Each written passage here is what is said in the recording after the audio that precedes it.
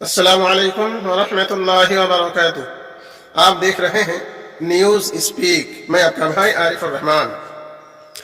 Channel को subscribe करें, bell icon on पर क्लिक करें ताकि हमारी हर वीडियो सबसे पहले आपको मिल जाया करे। लाइक, शेयर और कमेंट में अपनी राय जरूर दें। चलते हैं खबरों की तरफ। इस वक्त पश्चिम बंगाल में बरोज शनिचर को सुभाष चंद्र बोस की जयंती पर नरेंद्र मोदी आए हुए थे और उस स्टेज में पश्चिम बंगाल की सीएम ममता बनर्जी भी आई हुई थी। पर ममता बनर्जी को जब आवाम के साथ कुछ बातें साझा करना था और शेयर करना था, कुछ अंधभक्तों ने जय श्री राम का नारा लगाया और दीदी नाराज हो गई और अपनी बातें आवाम के साथ शेयर करने से दूर हो गई और इनकार कर दिया कि हम शेयर नहीं करेंगे। और दीदी का कहना था कि बुलाकर किसी को बेइज्जत नहीं करनी चाहिए। इस वक्त पश्चिम बंगाल में जो इलेक्शन होने वाले हैं अनकरीब, इसकी स्थिति बनी हुई है कि ममता दीदी बड़े चैलेंजेस का सामना कर रहे हैं, बड़ी टेंशन में दिख रही है। इस वक्त पश्चिम बंगाल तृणमूल कांग्रेस के नेता, एमपीज, एमएलएज, कार्यकर्ता ममता दीदी की पार्टी को बाय बाय कहते हुए भारतीय जनता पार्टी में शामिल हो रहे हैं। बड़ी दुखद यह खबर है कि जहां पर भी इलेक्शन होता है, भारतीय जनता पार्टी विशेषकर उन राज्यों में सीबीआई और ईडी और इनकम टैक्स जैसे जो सरकारी संस्थाएं हैं उनको इस्तेमाल करती है और लोगों के दिलों में डर और खौफ का माहौल पैदा करती है। यह अक्सर इलेक्शन के टाइम पर ही होता है, इससे पहले ऐसा नहीं होता। तो यही खेल इस वक्त बंगाल में भी शुरू कर रखा है। बीजेपी वालों की बड़ी गंदी राजनीति है और इस वक्त इस तरह करके पार्टी के लोग जो करप्शन में मलूस हैं, ऐसे ही लोग अक्सर देखा गया है।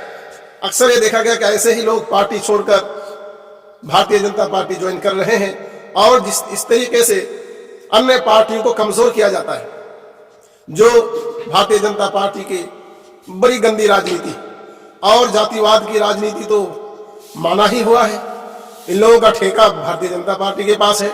इस वक्त पूरे भारत में राम जन्मभूमि के नाम पर अवैध वसूली की जा रही है और अवैध वसूली की बंदरबाट हो रहा है और लोगों में जगह जगह पर दंगे कराए जा रहे हैं। राम जन्मभूमि के नाम पर अवैध वसूली और दंगे कराए जा रहे हैं जो एक साजिश के तहत किया जा रहा है। इसमें सरकार को चाहिए कि कड़ी कार्रवाई करे और मुजरिमों को सजा दे। मंदसौर में जो हादसा हुआ ये किसी से ढकी छुपी नहीं है। बड़ी अफसोसनाक खबर है कि मस्जिद पर हमला कर दिया, मुसलमानों पर जुल्म सितम ढाए गए, मुसलमानों के घर बार जलाए गए, मस्जिद पर भगवा झंडा लहरा दिया और उसके बाद फिर पुलिस की कार्रवाई भी कहीं ढकी छुपी नहीं है। मुसलमानों को गिरफ्तार कर जेलों में ठूस दिया गया। ऐसे ही इस वक्त भारत की हालत जो है पूरे देश में जो बना हुआ है, जो कि तू बना हुआ है, पर यह सरकार है कि सुनने को तैयार नहीं है, उल्टा ही कार्रवाई की जाती है। इस वक्त भारत में जो सरकार है, इंसाफ की जब बात आती है तो देश के प्रधानमंत्री आंख बंद कर सो जाते हैं और इंसाफ की बात को परे कर देते हैं। मुजरिमों पर कार्रवाई करने के बजाय आम लोगों पर कार्रवाई की जाती है। इस वक्त भारत की जो स्थिति बनी हुई है, किसान आंदोलन और इस वक्त तांडव सीरीज के चलते देश में और भी ज्यादा तांडव बना रखा है। सीरीज में जब किसी धर्म गुरुओं को विलन का रोल दिया जाता है तो बड़े खुश होते हैं। किसी मुस्लिम समुदाय से या किसी विशेष धर्म को टारगेट किया जाए तो ये अंधभक्त बड़े खुश होते हैं। जब उनकी सच्चाई सामने लाने की कोशिश की जाती है तो इनको मिर्ची लग जाती है। ऐसे तांडव शुरू किया जाता है। तो इस वक्त ऐसे सीरीजों को बंद कराना चाहिए। जो किसी भी जाति या धर्म को विशेष टारगेट किया जाए, ऐसे सीरीजों को बंद करा देनी चाहिए। ये हमारी जाती राय है। और ऐसे ही इस वक्त भारत में जगह जगह पर इलेक्शन हो रहा है और कहीं कहीं पर इलेक्शन होने वाले हैं। तमिलनाडु में राहुल गांधी इस वक्त दौरे पर हैं। राहुल गांधी के हुजूम और इसको देखा जा सकता है तस्वीरों में। राहुल गांधी ने नरेंद्र मोदी पर हमला बोलते हुए कहा कि अगर हमारी सरकार सत्ता में आती है तो हम जीएसटी में परिवर्तन करेंगे जिससे आवाम को सुकून और आराम मिले और इससे जो है जीएसटी का बोझ आवाम पर ना पड़े। और यह एक परिवर्तन की तरफ की इशारा है। जो भीड़ देख रहे हैं एक परिवर्तन का इशारा है। इस वक्त पूरे भारत में ऑल इंडिया मजलिस इत्तेहादुल मुस्लिमीन पूरे जोर शोर से काम कर रही है।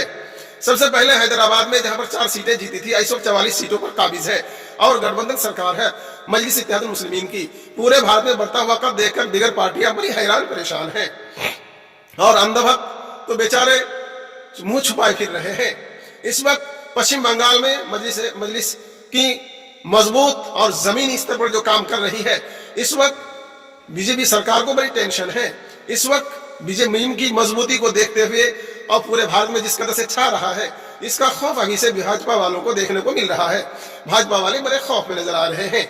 मीम का बढ़ता हुआ कद ये एक तरफ इशारा है कि जमहूरियत और सेकुलर पार्टी के रूप में जो उभर रहा है, इससे भारतीय जनता पार्टी के नेता बड़े खौफ में नजर आ रहे हैं। इस वक्त अवैसी जो यूपी के दौरे पर थे, उसके एक वीडियो में आप देख सकते हैं। वीडियो में देखिए लोगों की जो डिमांड है, लोग कितना पसंद करते हैं बैरिस्टर असदुद्दीन अवैसी को। इसमें मुसलमान ही नहीं बल्कि हिंदू मुस्लिम सब एक साथ, पिछड़ी जाति भी साथ नजर आते हैं। ये मजलिस इत्तेहादुल मुस्लिमीन ऐसा है कि भारत को आगे ले जाकर छोड़ेगी, और अगर मजलिस इत्तेहादुल मुस्लिमीन के कायद जमकर मेहनत करे तो अच्छा और अच्छा माहौल बनाए तो मजलिस को बड़ी कामयाबी मिलने की उम्मीदें बताई जा रही है। इस वक्त मजलिस इत्तेहादुल मुस्लिमीन के सांसद जो मुंबई महाराष्ट्र से इम्तियाज जलील साहब हैं, गुजरात में नरेंद्र मोदी के घर में बड़ी मेहनत कर रहे हैं। जगह जगह पर प्रोग्राम करके मजलिस के सदस्यता अभियान चलाए जा रहे हैं।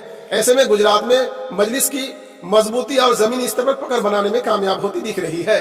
इसमें कांग्रेस के बड़े नेता अहमद पटेल के बेटे फैयाज पटेल इस वक्त जो वो भी बैरिस्टर असदुद्दीन अवैसी की तारीफ में लगे हैं। उनका कहना है कि अगर मौका मिलता है उनके साथ काम करने का तो जरूर करेंगे, और उम्मीद जताई जा रही है कि फरवरी में जो गुजरात में इलेक्शन होना है उसमें मीम पार्टी को बड़ी कामयाबी मिलने वाली है। अभी बिहार में भी बड़ी कामयाबी मिली थी, और उसके बाद अभी जो पश्चिम बंगाल में बड़ी कामयाबी मिलने की उम्मीदें जताई जा रही है। इस वक्त बंगाल में मुस्लिम पार्टी एक हो रहे हैं। इससे पहले पश्चिम बंगाल के मुस्लिमों के पास कोई ऑप्शन नहीं था। एक ऑप्शन था, वो थी ममता दीदी, पर इस वक्त मुसलमानों के बड़े ऑप्शन हैं। एक तो ऑप्शन ये है कि फुरफुरा शरीफ के हजरत मौलाना अब्बास सिद्दीकी साहब जिन्होंने अपनी पार्टी का गठन किया है, ये पार्टी इंडियन सेकुलर फ्रंट के नाम से जाना जाएगा, और एक सेकुलर पार्टी होगी जो मुस्लिमों का बहुत बड़ा ऑप्शन होगा। और हजरत मौलाना अब्बास सिद्दीकी का अपने इलाके में बड़ी पकड़ है, और इलाके में उनको भाईजान के नाम से जाना जाता है। उनकी पार्टी में वहां के आसपास के वोट जो दीदी को सपोर्ट किया जाता था हजरत मौलाना अब्बास सिद्दीकी की तरफ से, इस वक्त ये वोट कटकर हजरत मौलाना अब्बास सिद्दीकी के पक्ष झोले में रहेगा। और दीदी को अगर गठबंधन कर लेते हैं, दीदी और मीम पार्टी और इंडियन सेकुलर फ्रंट, तो तीनों पार्टी अगर गठबंधन कर ले और दीगर पार्टियों को शामिल किया जाए तो दीदी को बड़ी कामयाबी मिल सकती है।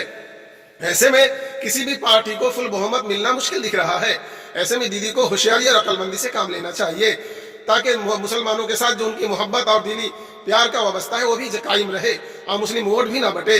इसलिए दीदी को चाहिए कि इन पार्टियों से गठबंधन कर इलेक्शन लड़ने की तैयारी करे। आप हमारे साथ ऐसे ही जुड़े रहे ताज़ा अपडेट के साथ। अस्सलाम वालेकुम व रहमतुल्लाहि व बरकातुहू।